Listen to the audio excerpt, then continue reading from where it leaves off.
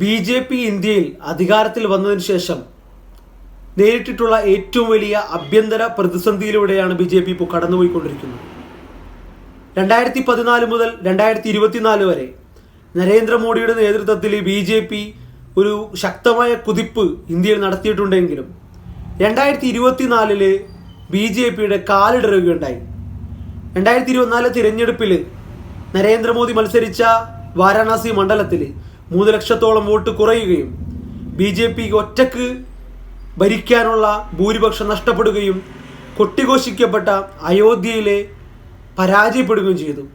ഈ 3 ഘടകത്തോടുകൂടി നരേന്ദ്രമോദിയുടെ യുഗം അവസാനിച്ചു എന്നുള്ള തരത്തിലുള്ള ഒരു ആഭ്യന്തര ടോക്ക് RSSന്റെയും BJPയുടെ അകത്തുണ്ട്.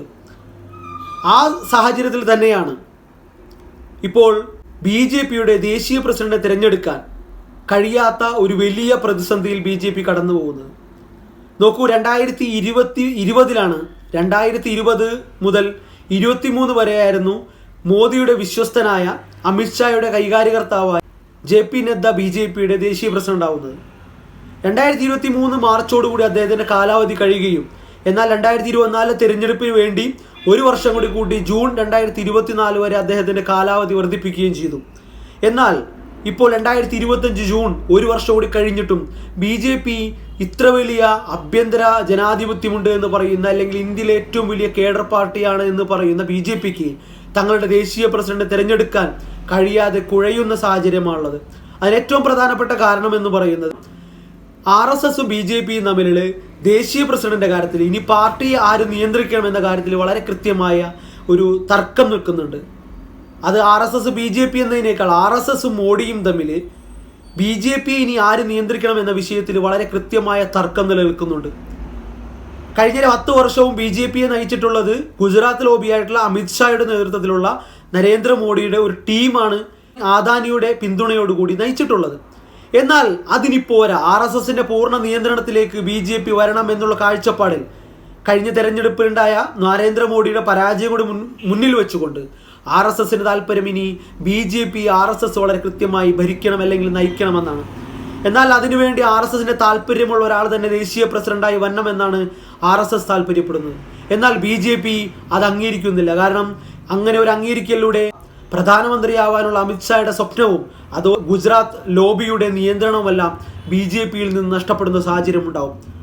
അത് തിരിച്ചറിഞ്ഞതുകൊണ്ട് നരേന്ദ്രമോദി സമവായത്തിന് വേണ്ടി ശ്രമം നടത്തി. അതായത് തെരഞ്ഞെടുക്കപ്പെട്ട് പ്രധാനമന്ത്രിയായി ഇതുവരെ നാഗ്പൂർ ആസ്ഥാനം സന്ദർശിക്കാത്ത മോദി കഴിഞ്ഞ 3 മാസങ്ങൾക്ക് മുമ്പ് RSSന്റെ നാഗ്പൂർ ആസ്ഥാനം സന്ദർശിക്കുകയും മോഹൻ ഭഗവതുമായി ചർച്ച നടത്തുകയും ചെയ്തു.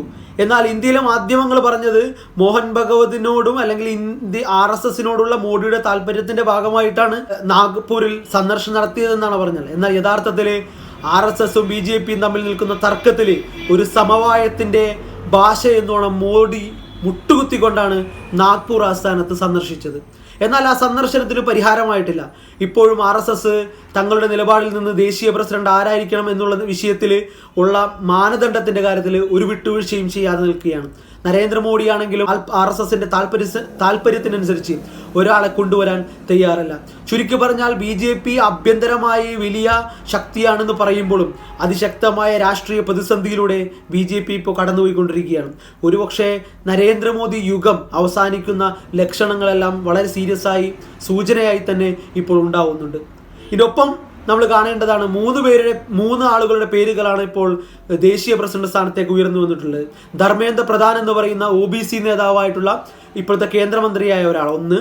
2 മധ്യപ്രദേശ് മുഖ്യമന്ത്രിയായിരുന്ന ശിവരാജ് ചൗഹാൻ, മറ്റൊന്ന് ഹരിയാന മുഖ്യമന്ത്രിയായിരുന്ന മനോഹർ ഘട്ടിയാർ. ഇങ്ങനെ 3 പേരുടെ പേരുകളാണ് ഇപ്പോൾ ഉയർന്നു വന്നിട്ടുള്ളത്. എന്നാൽ ഇവരിൽ ഒന്നും സീരിയസ് ആയ ഒരു വിശ്വാസം നരേന്ദ്രമോദിക്കില്ല എന്നുള്ളതാണ്. കാരണം വരുന്ന തെരഞ്ഞെടുപ്പുകളെല്ലാം നിയന്ത്രിക്കേണ്ടത് ഈ പ്രസിഡന്റിന്റെ നേതൃത്വത്തിലാണ്. തങ്ങളുടെ കൈകളിൽ നിന്ന് പാർട്ടി നഷ്ടപ്പെടുക എന്നുള്ളത് അമിത്ഷായും മോഡിയും ആഗ്രഹിക്കുന്നില്ല. എന്ന് മാത്രമല്ല, ഇനി അങ്ങനെ ഒരു പോക്ക് തങ്ങളുടെ കൈകളിൽ നിന്ന്, ഗുജറാത്ത് ലോബിയുടെ കൈകളിൽ നിന്ന് RSSന്റെ കൈകളിലേക്ക് BJPയുടെ ഭരണം പോവുക എന്നുള്ളത് മോദിയുടെ യുഗ അന്ത്യം കൂടിയായിരിക്കുമെന്ന് മോദിക്കും അമിത്ഷാക്കും കൃത്യമായ ധാരണയുണ്ട്.